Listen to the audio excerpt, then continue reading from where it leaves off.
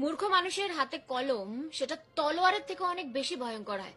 তো আজকে আমি যেই স্টোরিটা তোমার সাথে শেয়ার করব সেটা এক রিক্সাওয়ালা এবং মাস্টার মশাইয়ের গল্প। তো রিক্সার জন্য মাস্টার মশাই স্ট্যান্ডে অপেক্ষা করছিলেন। অনেকটাই রাত ছিল তখন।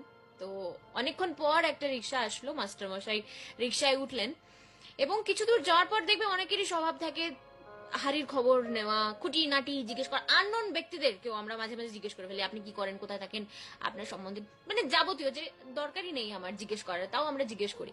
তো সেরকমই এক সেই রিক্সাওয়ালা মাস্টারমশাইকে জিজ্ঞেস করে বসলেন যে আপনি কি করেন। তো মাস্টারমশাই বললেন যে আমি স্টুডেন্ট পড়াই, আমি টিচার। এবং কিছু দূর যাওয়ার পর রিক্সাওয়ালা আবার প্রশ্ন করে, মাস্টারমশাই আপনাকে একটা প্রশ্ন করতে পারি?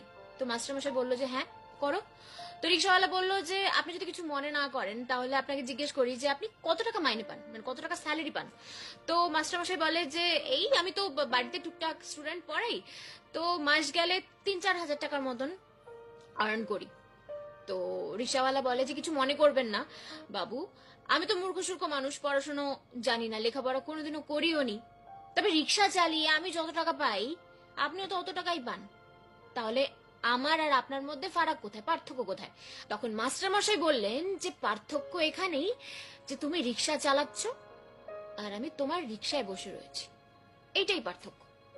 মূর্খ তারাই যারা নিজেদেরকে অনেক বড় ভাবে, অনেক অনুভাবে এবং অন্যদেরকে সবসময় তারা ছোট করে, যে আমি তো তুমি কি করলে আর কি, এরকম একটা ব্যাপার।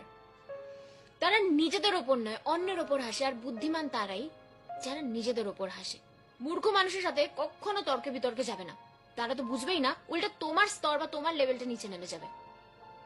জীবনে বুদ্ধিমান ব্যক্তির সাথে থাকা উচিত বা তাদের সংস্পর্শে থাকা উচিত, এতে তুমি বুঝতে পারবে যে জীবনে কি কি করা উচিত। এবং মূর্খ মানুষের সাথেও থাকা উচিত বা এক দুজন মূর্খ লাইফে থাকা উচিত, যাতে তুমি এটা বুঝতে পারো যে জীবনে কি কি করা উচিত নয়।